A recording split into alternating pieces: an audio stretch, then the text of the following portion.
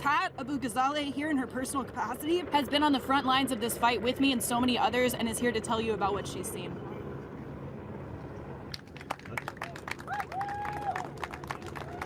I want to thank everyone for being here. My name is Kat Abughazaleh. I am one of hundreds of people who have been brutalized by ICE while protesting the inhumane conditions at the Broadview Processing Center over the past few weeks. We are gathered here, activists and elected leaders and community members, in solidarity and perseverance to demand what our community deserves. Transparency, to know what is happening behind those boarded up windows, and to allow elected officials like Delia Ramirez and Chuy Garcia to inspect the facility as they are allowed to by law. Accountability, to identify the officers that have brutalized our community, denied immigrants their rights, and commit unprovoked violence against civilians and the press. And finally, safety, to tear down the unlawful gate that is behind us, which blocks a public street, which was ordered to come down by the Broadview Fire Department and which endangers anyone that comes to this facility. Not just protesters, not just press, but also families trying to locate their loved ones. Over the last month, we have watched as ICE has operated with impunity in Chicago. They destroy homes, kill our neighbors, and disappear hundreds in the name of unlawful and racist orders. And all roads of their crimes lead here, to Broadview, the reason we have been protesting in the first place. And the response by many has been silence and capitulation. We've been forced into a free speech zone. Its very existence implies that everywhere else is a non-free speech zone, that there are places where our First Amendment rights do not apply. It is ICE's responsibility to respect and uphold our First Amendment rights. It is not on us to accommodate their illegal and immoral actions. Just having this press conference is a risk, not only to the protesters or the people speaking here, but to the press covering it. ICE has arrested press. I watched as they threw a tear gas canister at you. They don't want you to show their crimes, and you being here, you covering this is a risk. So thank you for being here. This is a processing facility.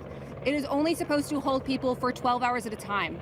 But we have heard reports of people being held for days or weeks at a time, without beds or hot meals or access to hygienic facilities. We've heard of grandmothers and pregnant women sleeping on concrete floors, of dozens of men in a single cell.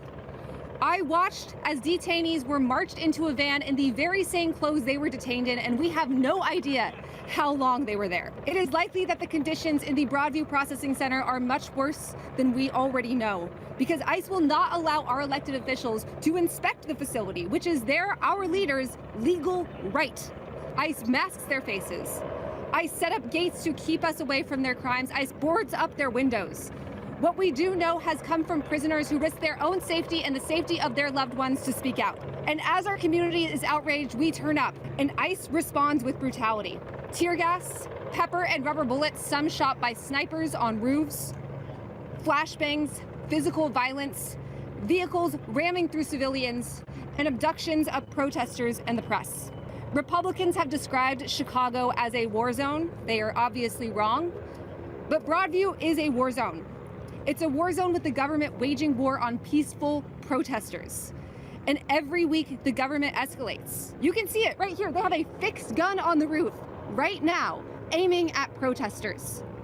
This is one-sided violence, one-sided escalation that began with mass secret police coming into our community and disappearing our neighbors.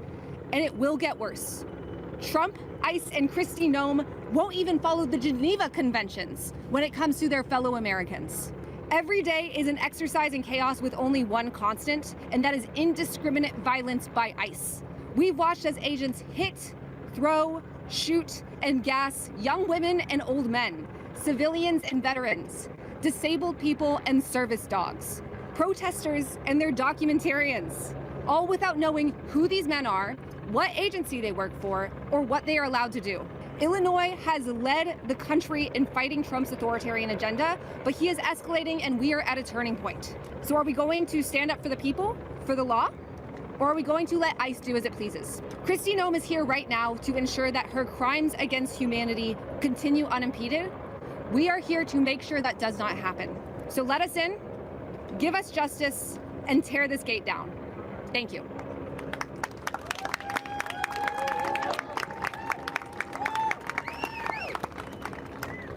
Isn't she great?